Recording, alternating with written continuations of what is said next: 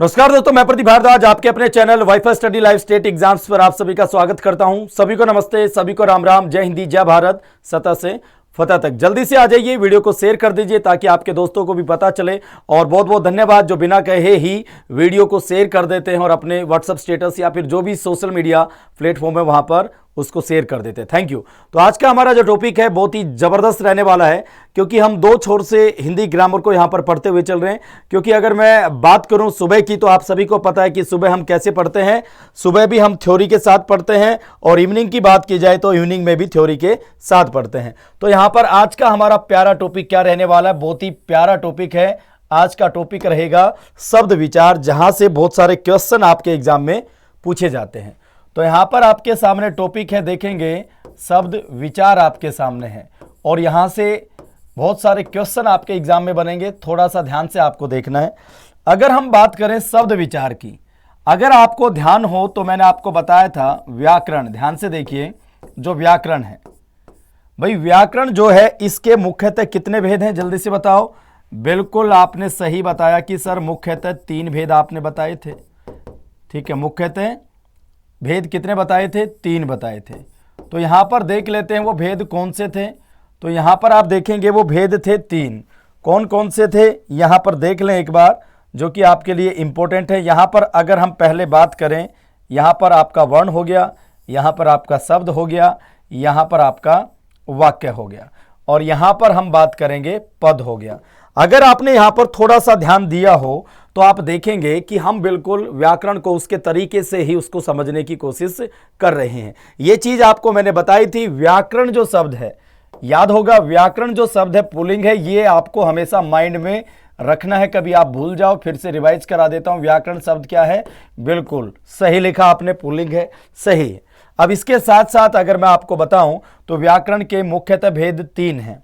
मुख्यतः भेद कितने हैं? 3 हैं। और यहां पर हम उनके नाम देख लेते हैं। क्या यहां पर सबसे पहले लिखा हमने वर्ण विचार या वर्ण कहा जाता है। उसके बाद आप देखेंगे शब्द, ये शब्द हो गया। इसके बाद हमने देखा वाक्य, ये वाक्य आपके सामने है, ये आपने देखा होगा। ठीक है, क्लियर। इसके बाद अगर हम यहां पर देखें तो पद आपको मैं पहले बता चुका हूं। अगर आप यहां पर थोड़ा सा फोकस करेंगे गाइस, क्या वर्ण मैं आपको करवा चुका हूं, क्लियर। उसके बाद आप देखेंगे शब्द ये हो चुका है। उसके बाद वाक्य हो चुका है आपका। शब्द आज लेंगे, यहां पर लिखा हुआ है। ठीक है, आज का टारगेट हमारा क्या रहेगा? यही रहेगा। और पद किसे कहते हैं, मैं ये इसको भी क्लियर करने वाला हूं। फिर भी मैं आपको बता देता हूं, शब्द को जब आप वाक्य में प्रयुक्त करते हैं तो बिल्कुल सही सोच रहे हैं आप सारे के सारे, क्या बन जाता है? पद बन जाता है। अब यहां पर देखिए, अगर हम इसकी बात करें, यहां पर इसे समझने की कोशिश करिए कि ये जो वर्ण है इसको क्या कहा जाता है? इसको ऑर्थोग्राफी कहा जाता है। क्या कहा जाता है?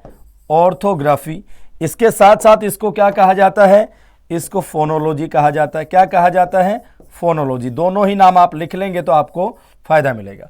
शब्द की अगर हम बात करें, इसको एटिमोलॉजी कहा जाता है। क्या कहा जाता है? एटिमोलॉजी कहा जाता है। क्लियर। क्या कहा जाता है? एटिमोलॉजी। उसके साथ आप आगे देखेंगे वाक्य की जब हम बात करते हैं, इसको सेंटेंस कहा जाता है। क्या कहा जाता है? सेंटेंस, या फिर आप इसे कहेंगे मैंने आपको बताया होगा सिंटैक्स कहा जाता है। एक एक पॉइंट आपके लिए इंपॉर्टेंट है, तो बिना बात किए हुए जो जो मैं आपको बता रहा हूं लिख ले सारे के सारे, क्योंकि इससे आपके अंदर क्या आएगा? चेंज आएगा। अब हम पद की बात करते हैं तो इसको क्या कहा जाता है? मॉर्फोलॉजी कहा जाता है। क्या कहा जाता है? मॉर्फोलॉजी। इसको आप यहां पर कंप्लीट लिख लें। अब वर्ण भाई किसे कहते हैं? वह छोटी से छोटी ध्वनि जिसके और अधिक टुकड़े ना हो उसे वर्ण कहा जाता है।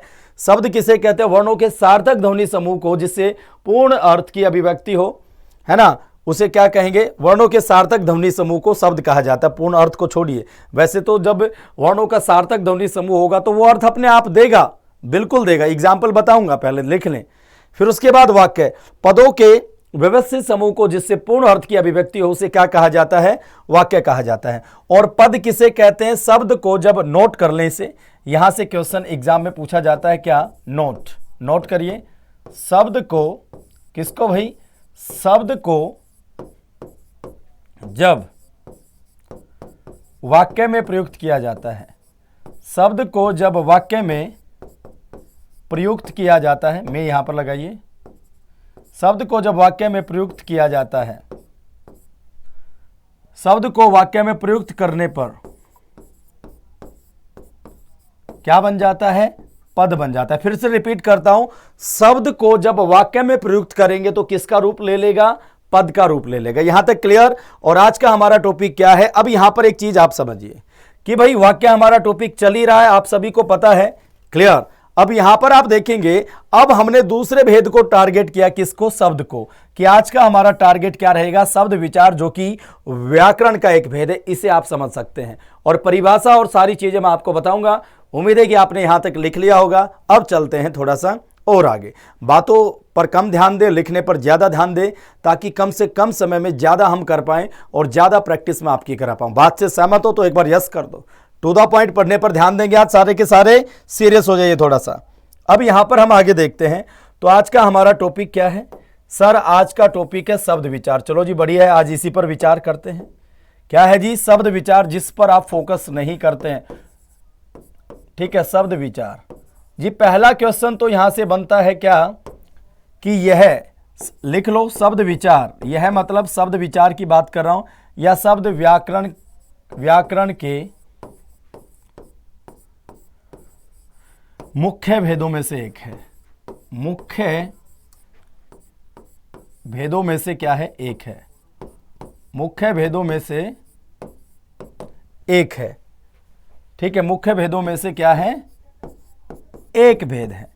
इसको आप याद रखेंगे, ठीक है, क्लियर। इसके साथ साथ हम आगे देखते हैं, क्या मुख्य भेदों में से एक भेद है।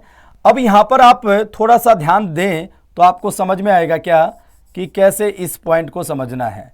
भाई पहला पॉइंट तो ये हो गया, और इसको क्या कहा जाता है इंग्लिश में? जल्दी से बताओ। वेरी गुड, अभी तो बताया था, भूल गए। एटिमोलॉजी कहा जाता है, इसको याद रखेंगे। क्या कहा जाता है? एटिमोलॉजी। चलो जी वेरी गुड, समझ में तो आ रहा है ना। और ये व्याकरण का क्या है? एक भेद है, ठीक है जी। शब्द व्याकरण के मुख्य भेदों में से एक भेद है। मैं फिर से यहां पर ब्रैकेट में लिख देता हूं ताकि आप समझ जाओ। भाई व्याकरण के मुख्य भेद कौन से थे? जल्दी से कमेंट करिए। क्या था जी? वर्ण था, हाँ सर। तो फिर क्या था? शब्द था, हाँ सर। फिर तीसरा क्या था? वाक्य। तो ये मुख्य भेदों में से एक भेद है। और अभी अभी मैंने आपको बताया, बड़ा पॉइंट आउट करके आपको समझाने की कोशिश की। क्या भाई, अगर यहां पर कोई आपसे पूछ ले, क्योंकि ये क्वेश्चन आता है कि शब्द और पद में क्या डिफरेंस है, और आपके दिमाग में आना भी चाहिए क्या कि ये शब्द और पद की अगर हम बात करते हैं, शब्द और पद की, तो इन दोनों में डिफरेंस क्या है? ये आपको मैं बिल्कुल अच्छे से समझा चुका हूं, फिर भी मैं यहां पर एग्जांपल देकर आपको बता देता हूं। क्या मैंने कहा? राधा। मैंने राधा कहा, तो राधा क्या है? एक शब्द है। और जैसे ही मैं राधा से एक वाक्य बना देता हूं, राधा हंसती है, ठीक है। वैसे लड़कियां हंसती ही रहती हैं। सहमत हो तो यस करिए। चलो पढ़ने पर ध्यान दो, हंसने पर नहीं। राधा हंसती है। भाई यहां पर अगर हम ऊपर देखें तो यहां पर आप देखेंगे राधा क्या है? शब्द है। हाँ सर, शब्द है। क्या है?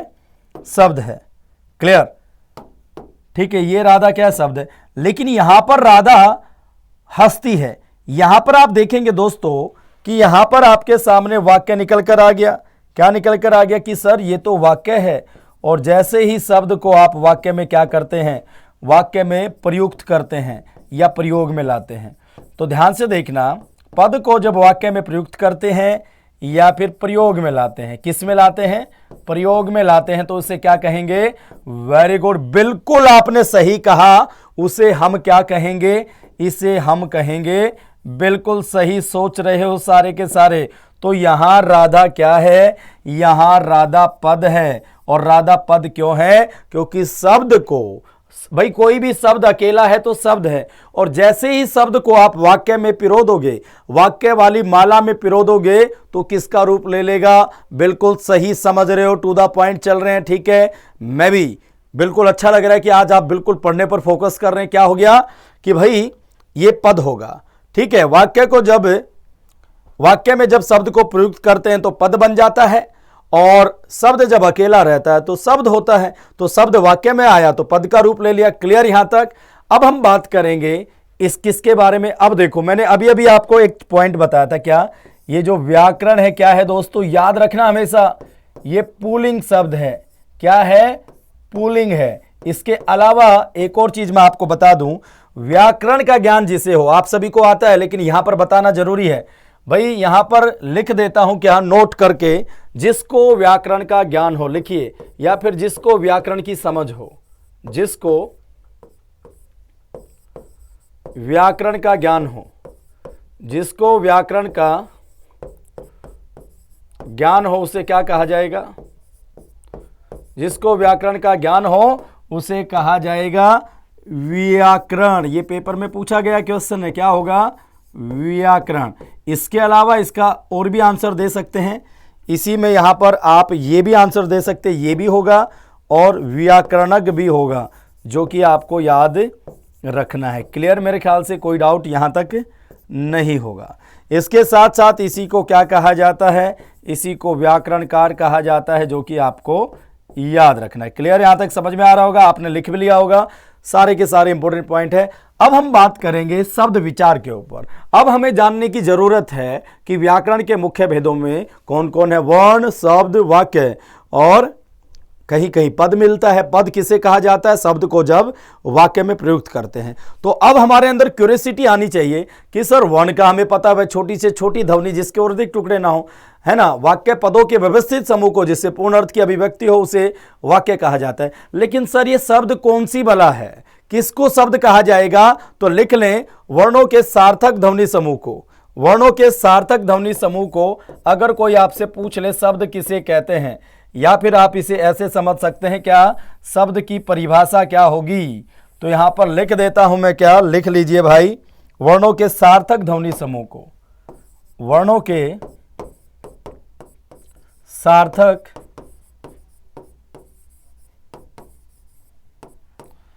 वर्णों के सार्थक ध्वनि समूह को क्या कहा जाता है, वर्णों के सार्थक ध्वनि समूह को क्या कहा जाता है, शब्द कहा जाता है। अब आप कहेंगे सर कैसे, यहां पर मैंने क्या लिखा, यहां पर आप देखेंगे ये लिखा मैंने,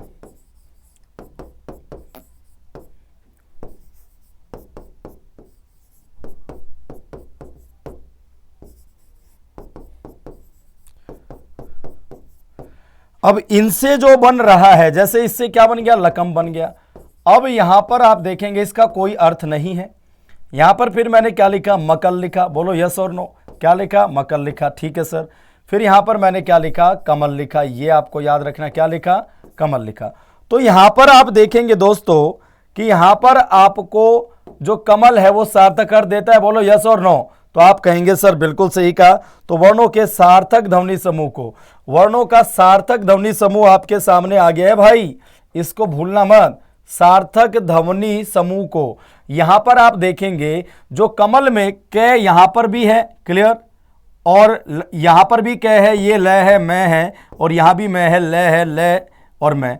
लेकिन यहां पर जब हम इनको पढ़ते हैं तो कमल ही क्या करता है, अर्थ देता। तो परिभाषा कैसे याद रखेंगे, तो परिभाषा आपको याद रखनी है क्या, कि सर वर्णों के सार्थक ध्वनि समूह को ही क्या कहेंगे, हम शब्द कहेंगे। मेरे ख्याल से कोई डाउट नहीं होना चाहिए।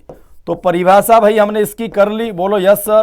तो अब हमें आगे क्या देखना है, आगे मैं आपको बता देता हूं, आगे आपको इस पर फोकस रखना है।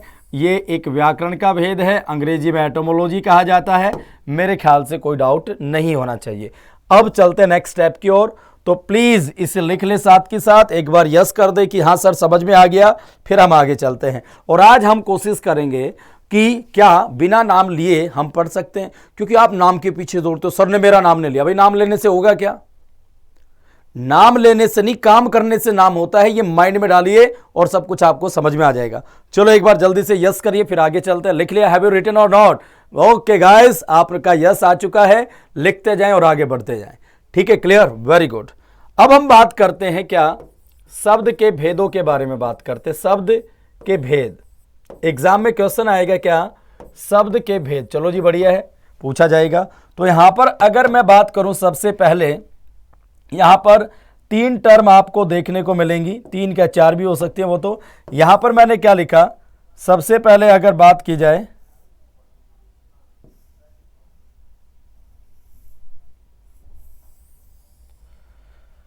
ठीक है, यहां पर हम देखेंगे क्या, यहां पर अब देखिए सबसे पहले आपने देखा होगा उत्पत्ति के आधार पर, यस और नो सुना होगा, किसके आधार पर, उत्पत्ति के आधार पर, किसके भेद भाई, शब्द के भेद, पढ़ा होगा ना, ठीक है जी, वेरी गुड।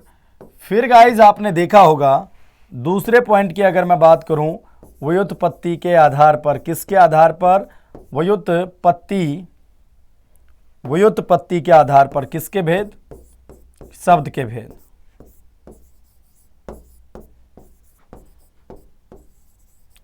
व्युत्पत्ति के आधार पर। तो यहां पर एक और चीज आप देखेंगे, फिर हम बात करते तीसरे नंबर पर। यहां पर आप देखेंगे उत्पत्ति के आधार पर, व्युत्पत्ति के आधार पर, फिर आप देखेंगे अर्थ के आधार पर भी आपने देखा होगा। ये सारे पॉइंट आपसे एग्जामिनर पूछता है अर्थ के आधार पर, ठीक है। आज इसका बेसिक स्ट्रक्चर मैं आपको बताऊंगा और कल इस नेक्स्ट क्लास में इसको हम डेप्थ से पढ़ेंगे। फिर आ गया प्रयोग के आधार पर। आप खुद कहेंगे कि सर यहां से बहुत सारे क्वेश्चन एग्जाम में पूछे जाते हैं प्रयोग के आधार पर, मेरे ख्याल से कोई डाउट नहीं होना चाहिए, ठीक है जी, क्लियर, यहां तक क्लियर हो गया, मेरे ख्याल से कोई डाउट नहीं होगा। अब यहां पर आप देखिए उत्पत्ति के आधार पर, व्युत्पत्ति के आधार पर, अर्थ के आधार पर, प्रयोग के आधार पर आपने लिख लिया। ये सारी चीजें आपने देखी होंगी कि हाँ सर ये तो एग्जाम में पूछी जाती है, बिल्कुल पूछी जाएंगी, क्योंकि एग्जाम ओरिएंटेड है सारा का सारा, और आपके एग्जाम में यहीं से ग्रामर को समझने का आपको मौका मिलेगा। समझ में आ रही है ना मेरी बात, ओके, वेरी गुड। अब देखो उत्पत्ति के आधार पर अगर हम बात करें, इसी को क्या कहा जाता है, अगर मैं उत्पत्ति के आधार पर अगर मैं बात करता हूं, इसी को क्या कहा जाता है भाई, जल्दी से बताइए, इसी को कहा जाता है, बताओ जल्दी से। इसी की अगर हम बात करें तो अब इसका ही पोस्टमार्टम करेंगे, तो शब्द के भेद पहले तो आपको इस तरीके से पढ़ने हैं जैसे मैं आपको बता रहा हूं, फिर आपको पूरी ग्रामर समझ में आएगी कि कैसे पढ़ना होता है, ठीक है जी, क्लियर। अब हम आगे चलते हैं, यहां तक लिख लिया आपने। अब हम सबसे पहले लेते हैं किसके आधार पर, हम उत्पत्ति के आधार पर लेते हैं, किसके आधार पर, उत्पत्ति के आधार पर,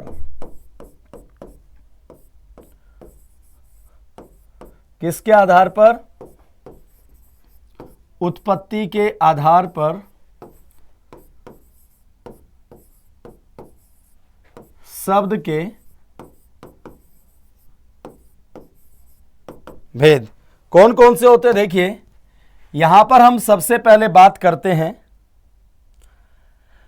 अगर हम बात करें तो यहां पर आप देखेंगे क्या कि भाई आप अपने आप समझ जाएंगे कि मैं बताना क्या चाहता हूं, क्योंकि यहां से बहुत सारे क्वेश्चन आपके एग्जाम में पूछे जाते हैं।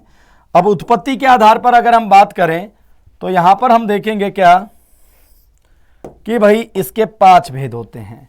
कितने भेद होते हैं, सीधा क्वेश्चन आएगा, कितने भेद, 5 भेद होते हैं, ये आपको याद रखना है, एक एक चीज को समझना भी मेरे साथ। कितने भेद होते हैं, 5 भेद होते हैं। सर पहला भेद कौन सा होता है, आपने सुना होगा, बिल्कुल भाई तत्सम शब्द। क्या सुना होगा, तत्सम शब्द आपने सुना है, तो आप खुद कहेंगे हाँ सर हमने सुना है तत्सम शब्द। चलो शब्द तो पीछे लगा लेना, तत्सम लिख देता हूं, जगह कम है यहां पर। तो ये तत्सम हो गया पहला। उसके बाद आप देखेंगे तद्भव हो गया, ठीक है जी, तत्सम तद्भव। फिर तीसरे पर आप देखेंगे दोस्तों तो देशज आपके सामने है, क्या है, देशज आपके सामने है। और फिर यहां पर अगर हम बात करेंगे तो क्या हो गया, विदेशज आपके सामने है। समझ में आ रहा है कंसेप्ट। और यहां पर जो मोस्ट इंपोर्टेंट है, एग्जाम में पूछा जाता है क्या, संकर शब्द। ये भी आपको याद रखना है, नहीं तो आपसे गड़बड़ हो जाएगी। अब यहां पर एक और चीज देखिए क्या, अगर हम बात करें तत्सम, तत्सम का मतलब ही क्या होता है दोस्तों, जो संस्कृत भाषा के शब्द होते हैं उसे तत्सम शब्द कहा जाता है। या तो एग्जामिनर पूछेगा ये किस भाषा का शब्द है, तो आप बताएंगे, या तो वो सीधा तत्सम और संस्कृत दोनों को अलग न समझें। जैसे मैंने यहां पर दधी लिखा, दधी मीन्स क्या होता है, यू नो वेरी वेल, ये दधी क्या है, संस्कृत भाषा का शब्द है, तो तत्सम हो गया। जो तत्सम होगा वो संस्कृत का ही है। और जैसे एग्जामिनर आपका दिमाग घुमाता है कि तद्भव का मतलब ही क्या है, जो हिंदी भाषा के जो शब्द होते हैं, किसके जी, हिंदी के, हिंदी भाषा के जो शब्द होते हैं उसे क्या कहा जाता है, तद्भव। जैसे दधी का हम यहां पर कर दे दही, तो आप देखेंगे दही क्या है, हिंदी का है, और जो हिंदी के ही शब्द होते हैं उन्हें क्या कहा जाता है, तद्भव। मेरे ख्याल से कोई डाउट नहीं, फिर देशज देशज शब्द होते हैं जी, जैसे मैंने लिखा लोटा, खुरपी आदि। जो लोकल वर्ड होते हैं, जो हमारे देश के ही वर्ड होते हैं, उन्हें देशज शब्द कहा जाता है। फिर विदेशज, जो फॉरेन कंट्रीज के हों, या फिर आप इन्हें अंग्रेजी में नेटिव कह सकते हैं, है ना, क्या कह सकते हैं, नेटिव वर्ड्स कह सकते हैं। इनको लाइक डेट वर्ड कहा जाता है, लिख लो, ये भी लिखना चाहो तो लाइक डेट वर्ड्स होते हैं। और ये लाइक डेट से बनते हैं, becoming from like date, लिख लो, ये कोई नहीं बताएगा आपको। Becoming from date, becoming क्या होता है, बनना, फ्रॉम डेट, जो बी कमिंग फ्रॉम डेट से बने हो। चलो जी, बढ़िया है, देशज हो गया। अब यहां पर अगर मैं बात करूं, विदेशज क्या होता है, फॉरेन कंट्रीज के होते हैं। जैसे मैंने बोला स्कूल, आपके एग्जाम में पूछा जाता है, स्कूल हो गया, या गाइज आपने देखा होगा कॉलेज हो गया, तो ये क्या है, इंग्लिश के हैं, ये फॉरेनर कंट्रीज के हैं। या फिर यहां पर अगर मैं चाय बोलूं, लीची बोलूं, जो कि चीनी शब्द, चाय और लीची की अगर मैं बात करता हूं, तो ये आपके क्या है, जल्दी से बताओ।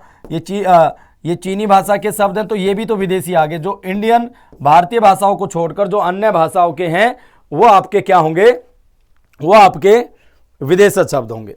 आगे देखिए, संकर शब्द क्या होते हैं जी, दो भाषाओं के योग से बनते हैं, लिख लेना, पेपर में आता है। दो, यहां से क्वेश्चन बनता है, दो भाषाओं के शब्दों के योग से बनते हैं।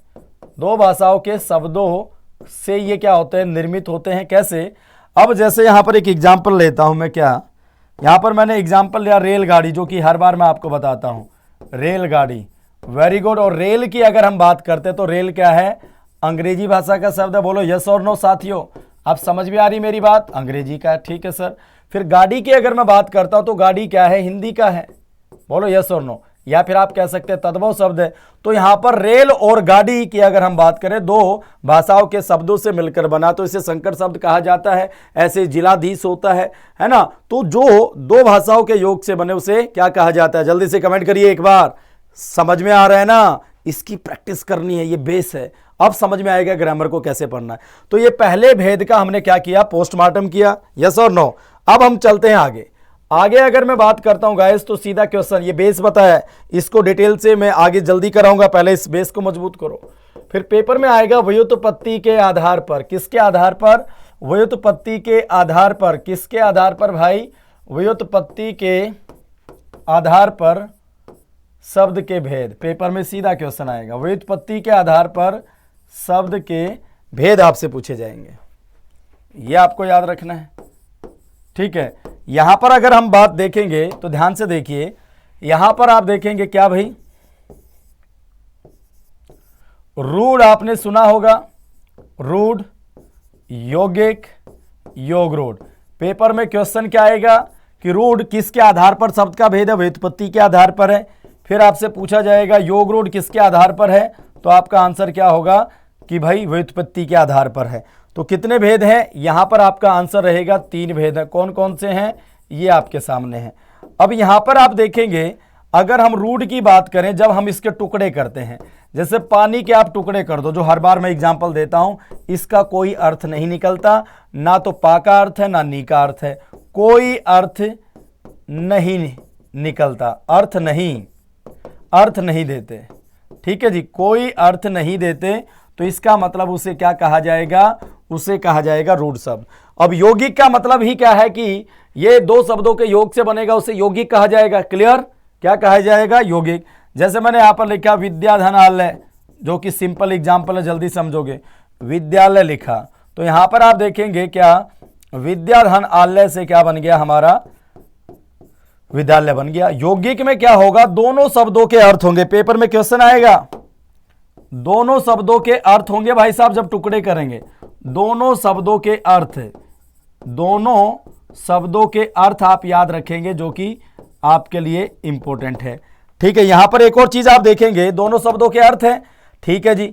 और यहां पर क्लियर, और यहां पर लिख देता हूं टुकड़े करने पर, टुकड़े याद रखिए, टुकड़े ही तो किए हमने, टुकड़े करने पर, ये आप याद रखेंगे, किसके भाई, टुकड़े करने पर। चलो जी, बढ़िया है।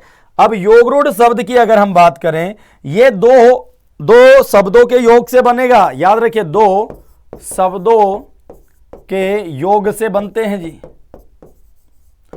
अब दो शब्दों के योग से मतलब क्या है, उन शब्दों का अर्थ होगा, रूढ़ में कोई अर्थ नहीं है, यौगिक में अर्थ है, लेकिन योग रूढ़ में क्या है, उसका अर्थ होगा उसमें भी। दो शब्दों के योग से बनते हैं जी योग रूढ़ शब्द, ठीक है। अब यहां पर एक चीज आपको नोटिस करनी है दोस्तों, क्या कि जैसे मैंने बोला पंकज, पंकज, अब यहां पर आप गौर फरमाइए, यहां पर पंक मीन्स क्या होता है जी, कीचड़ होता है। क्या होता है, कीचड़, बिल्कुल समझ में आ रहा है जी, हाँ जी। और जय का मतलब क्या होता है, जन्म लेना। क्या होता है, जन्म लेना। तो इसका मतलब यहां पर आप देखेंगे कि भाई ये क्या हो गया, कीचड़ में जन्म लेने वाला। इसका मतलब हम कमल को डिनोट कर रहे हैं, कमल के बारे में डिस्कस कर रहे हैं। यहां पर पंक और जय दोनों अपना अर्थ छोड़कर एक तीसरे अर्थ को, अन्य अर्थ को इंपॉर्टेंस दे रहे हैं। किसको, या तीसरा अर्थ निकलता है, उसे क्या कहा जाता है, जल्दी से बताओ। उसे कहा जाता है योग रूढ़।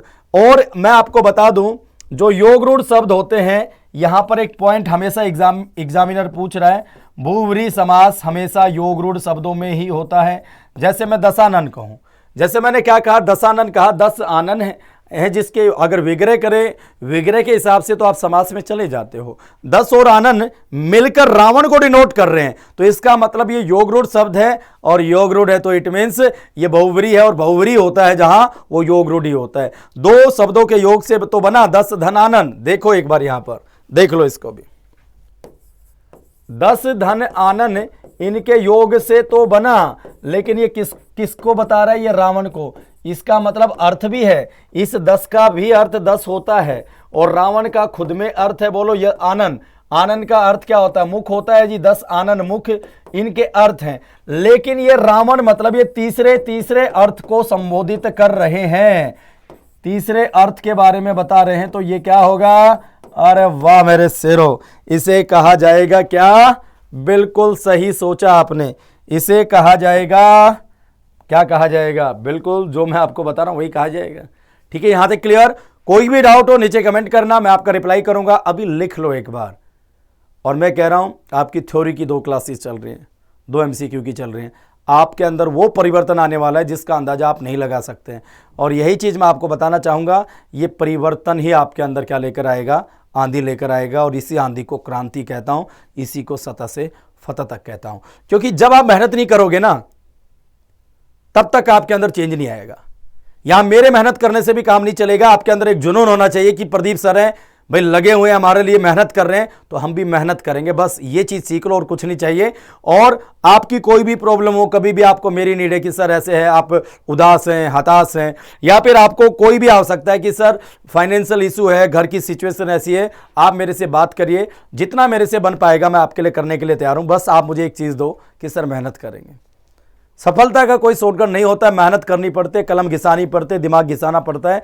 और जो चीज़ मेहनत करने के बाद मिलती है ना, दिमाग घिसाने के बाद मिलती है, उस चीज़ का मजा ही कुछ और होता है। अदरवाइज तो फिर सब कुछ आपको मिल जाए घर बैठे तो क्या आप पढ़ोगे, कोई नहीं पढ़ता है। लेकिन पढ़ने में जब आनंद आ जाए, रस आने लग जाए, तो वो पढ़ाई बड़े काम की होती है। इसे याद करना और दिमाग में रखना। ये हो गया व्युत्पत्ति के आधार पर। उसके बाद हम बात करते हैं तीसरा, प्रयोग के आधार पर। हालांकि अर्थ था, यहां पर मैंने बदल दिया, तो याद रखेंगे प्रयोग के आधार पर किसके भेद, प्रयोग के आधार पर शब्द के भेद। ये आपको याद है, बिल्कुल भाई, प्रयोग के आधार पर शब्द के भेद। जल्दी से बताओ, बिल्कुल, प्रयोग मतलब पार्ट ऑफ स्पीच हो गया। क्या हो गया, पार्ट ऑफ स्पीच हो गया। चलो जी बढ़िया, यहां तक समझ में आ गया। अब यहां पर देखो मेरे शेरों, अब आपको करना क्या, कुछ नई बात नहीं बता रहा हूं मैं, वही चीजें मैं आपको बार बार रिपीट करता हूं। यहां पर आपने ये लिखा, ठीक है जी, क्लियर। अब यहां पर देखिए कहानी क्या है। यहां पर आप देखेंगे विकारी और अविकारी 2 निकल कर आते हैं। क्या कितनी बार बता चुका हूं, बताओ। ये ग्रामर ऐसे सीखी जाती है, विकारी और दूसरा क्या था मेरे शेरों, दूसरा था अविकारी। दूसरा क्या था, अविकारी। हाँ जी सर, समझ में आ गया, क्या था, अविकारी। बढ़िया है जी, वेरी गुड, मजा आ गया। ये अविकारी था, हाँ सर। अब यहां पर देखो, अब ये 2 भेद हो गए जी। शब्द के भेद कितने हो गए, 2 भेद हैं, याद रखिए 2 भेद। कौन कौन से, विकारी और अविकारी। इन्हीं को गाइस कहा जाता है इनडिक्लाइनेबल। क्या कहा जाता है, इनडिक्लाइनेबल। इसको आप याद रखेंगे, इनडिक्लाइनेबल। चलो जी बढ़िया है। इसी को क्या कहा जाता है, डिक्लाइनेबल कहा जाता है। क्या कहा जाता है, डिक्लाइनेबल। चलो जी बहुत बढ़िया है, कि आपको याद हो रहा है, वेरी गुड, डिक्लाइनेबल। ठीक है, अब यहां पर इसके भी 4 भेद हो जाते हैं, इसके भी 4 भेद हो जाते हैं जो कि एग्जामिनर पूछता है कि इनमें से विकारी कौन सा और कौन सा नहीं। अब यहां पर नाम देखो भाई, सबसे पहले आपने देखा होगा संज्ञा, किसी व्यक्ति, वस्तु, स्थान, प्राणी या भाव के नाम को संज्ञा कहते हैं। उसके बाद आप देखेंगे क्या भाई, सर्वनाम आता है, जो शब्द संज्ञा के स्थान पर प्रयुक्त होता है उसे सर्वनाम कहते हैं। यस और नो, समझ में आ रहा है। उसके बाद है तीसरे भेद की अगर मैं बात करता हूं, किसकी, तीसरे भेद की अगर मैं बात करता हूं, विशेषण। आपने देखा होगा संज्ञा, सर्वनाम, विशेषण। Clear guys. उसके बाद हम चौथे भेद की बात करते हैं, क्रिया। तो संज्ञा, सर्वनाम, विशेषण, क्रिया क्या है, विकारी शब्द है, क्योंकि इनमें लिंग, वचन, पुरुष, काल, कारक, काल आदि के कारण, यहां पर लिख लो भाई, जिसमें लिंग के कारण परिवर्तन हो जाए, या फिर वचन के कारण परिवर्तन हो जाए, या कारक के कारण हो जाए, है ना, या वाच्य या काल के कारण इसमें जब परिवर्तन होगा तो उसे विकारी शब्द कहा जाता है। ये आपको याद रखना है, परिवर्तन हो जाए तो। और जिसमें परिवर्तन ना हो उसे अविकारी कहते हैं। इसका अन्य नाम मैंने आपको कई बार बताया है, क्या है, बिल्कुल आपको याद हो चुका है, वेरी गुड, अव्यय इसका क्या है, अन्य नाम है जी। समझ में आ गया। अब आगे की कहानी देखो, यहां पर अगर हम बात करते, इसके भी 4 भेद हैं। आपने देखा होगा क्रिया विशेषण, यस और नो, टॉपिक चल तो रहा है भाई साहब, पढ़ते रहो, आगे बढ़ते रहो। क्रिया विशेषण, स्पीड बढ़ाओ थोड़ी सी। क्रिया विशेषण हो गया। इसके बाद आगे आप देखेंगे क्रिया विशेषण के बाद संबंध बोधक हो गया। क्या हो गया, संबंध बोधक हो गया, जो कि आपके लिए क्या है, इंपॉर्टेंट है। चलो जी, बढ़िया है। इसके बाद आप आगे देखेंगे समुच्चय बोधक हो गया। क्या हो गया, समुच्चय बोधक को आप याद रखेंगे। इसके बाद अगर मैं आगे बात करूं, फिर है विस्मयादि बोधक। तो 4 भेद इसके हैं और इसी से आपके पार्ट ऑफ स्पीच बनते हैं, जिसको 8 कहा जाता है। और ये देखो 4 और 4 कितना होता है आपके सामने। ठीक है, क्लियर, विस्मयादि बोधक को आप याद रखेंगे। ठीक है, फिर यहां पर एक और पॉइंट ऐड कर लें आप, जो कि आपको हमेशा याद रखना है, और मेरी बात को गांठ बांध लेना, क्या कि प्रदीप सर ने बताया था, एक और भेद होता है जो यहां पर काउंटिंग अपनी बनाता है। कई बुक्स में आपको ये भी मिलेगा, निपात। इसको याद रखिए, क्या मिलेगा, निपात, जिसे पार्टिकल कहा जाता है। क्या कहा जाता है, पार्टिकल कहा जाता है। इसको याद रखेंगे। ठीक है, पार्टिकल करेंगे। और निपात के अगर भेद की बात करें, सारी चीजें बताऊंगा, टेंशन ना लें, पहले देखें पढ़ना कैसे, भेद कितने, 9। अब यहां पर देखें संज्ञा, सर्वनाम, विशेषण, क्रिया और क्रिया विशेषण, संबंध बोधक, समुच्चय बोधक, विस्मयादि बोधक आपके काम के हैं। तो ये ग्रामर का स्ट्रक्चर है, कैसे ग्रामर निकल कर आती है। तो शब्द विचार कोई शब्द विचार नहीं है। 75% क्वेश्चन इसी में से पूछे जाते हैं जब संज्ञा, सर्वनाम इसके अंदर है। और इसके आगे देखो इसके अंदर क्या क्या है, और सबसे फोकस करना। देखिए, वाक्य की बात करें 7 से 8 क्वेश्चन हर एग्जाम में उठते हैं, वर्ण की बात करें 7 से 8, लेकिन और बाकी जो आपका पैटर्न बचा वो सारा इसी के अंदर है। देखो सारे टॉपिक तो यही है। अब इसके बाद लास्ट में बात करना चाहूंगा अर्थ के आधार पर शब्द के भेद। किसके आधार पर भाई, अर्थ के आधार पर। किसके आधार पर, अर्थ के आधार पर शब्द के भेद आप याद रखेंगे। किसके भेद, शब्द के भेद। तो यहां पर आप देखेंगे एक चीज, एक पॉइंट आपके सामने आएगा, क्या कि हाँ सर मैं देख रहा हूं, देख लो भाई साहब, बढ़िया है। तो यहां पर आप देखेंगे पर्यायवाची इसके अंतर्गत आते हैं। यहां फिक्स नहीं है कोई, पर्यायवाची याद रखेंगे, है ना, या पर्यायवाची हो गया भाई साहब, आपके विलोम शब्द हो गए, सारी चीजें यहां पर आ जाती हैं। क्या, विलोम शब्द, ये सब कुछ यहां पर छुपा हुआ। देखो ये शब्द विचार अपने आप में क्या है, जबरदस्त है। आपके शब्द युगम इसी में पूछे जाते हैं, जो कि हर एग्जाम की क्या है, जान है। इसको याद रखेंगे। ठीक है जी। श्रुति सम भिन्नार्थक शब्द इसे कहा जाता है। पर्यायवाची हो गया, विलोम शब्द हो गया, ये सारे के सारे क्या हैं, हमारे इसके अंतर्गत आते हैं। इसके साथ साथ मैं आपको बता दूं अनेकार्थी शब्द भी इसी में आते हैं। अनेकार्थी शब्द इसके साथ साथ एक क्वेश्चन एग्जाम में बनता है जो कि इंपॉर्टेंट है और आपको पता होना चाहिए। अगर हम बात करें अर्थ के आधार पर, कई बार एग्जामिनर इसके 2 ही भेद मानता है। पहला मानता है सार्थक, मैंने बताया होगा, जिसका सार्थक अर्थ हो, है ना। एक निरर्थक होता है, जैसे टाई टाई करना, आए बाएं करना, कुछ भी बोलिए आप, निरर्थक। तो इसके 2 भेद भी माने जाते हैं। तो यहां पर आप देखेंगे कि सर ये पूरी ग्रामर तो यहां पर छुपी हुई है जो हमें पढ़नी है। तो भाई आज का जो टॉपिक था, आज हमने जाना क्या भाई, शब्द विचार के बारे में। और शब्द विचार की एक और खास बता दूं, अर्थ के आधार पर भाषा की सबसे छोटी इकाई है, याद रखिए, नोट कर लें। अगर कोई आपसे पूछे, पेपर में आता है, अर्थ के आधार पर, किसके आधार पर? अर्थ के आधार पर, क्योंकि आज टू द पॉइंट पढ़ाना है भाई साहब। अर्थ के आधार पर भाषा की सबसे छोटी इकाई, अर्थ के आधार पर भाषा की सबसे छोटी इकाई की अगर हम बात करते हैं, अर्थ के आधार पर भाषा की सबसे छोटी इकाई, इसको आप याद रखेंगे। क्या है जी? शब्द है, ये एग्जाम में पूछा गया है, अर्थ के आधार पर पूछा है, अर्थ पूछा है, शब्द का ही तो अर्थ होता है, ये याद रखेंगे, कभी वर्ण करके आ जाओ। यहां पर अर्थ के आधार पर इसी को माना जाता है। और उम्मीद है कि आज का टॉपिक आपको समझ में आया होगा। टू द पॉइंट मैंने आपको बताया, ये स्ट्रक्चर एक बार फ्रेम कर लेना, फिर संज्ञा को पढ़ने में आएगा, हैं, फिर सर्वनाम को, और ये टॉपिक हमारे बहुत सारे यहां से एक बार देख लो, ये हम कर चुके हैं और मैं आपको करवा चुका हूं। तो मेरे ख्याल से यहां तक किसी को कोई डाउट नहीं। तो एक बार स्ट्रक्चर आपको बताया था, फिर इनको डिटेल में भी मैं आने वाली सीरीज में आपको पढ़ाने वाला हूं। तो आज के लिए बस इतना ही। थैंक यू, नमस्कार, जय हिंद, जय भारत, सतह से फतह तक। और बहुत बहुत धन्यवाद शांति से मुझे सुनने के लिए, क्योंकि ये शांति ही क्रांति लेकर आएगी। और कोशिश करें कि नोट्स बनाएं, और सुबह वाली क्लास भी लें, इवनिंग वाली भी लें, एमसीक्यू वाली क्लास भी लें। मेरे कम से कम 3 सेशन लो जो इस नेशन को बदल देंगे, बाकी मर्जी आपकी है। ओके, चुनाव आपका है। ऑफलाइन कमेंट जरूर करना। और आज के लिए बस इतना ही। Tata, bye bye, take care. Okay guys, पढ़ते रहो, आगे बढ़ते रहो, सतह से फतह तक। बाय बाय, मिलते हैं अगले सेशंस में बहुत ही भयंकर कंटेंट और कंसेप्ट के साथ। Okay guys, take care.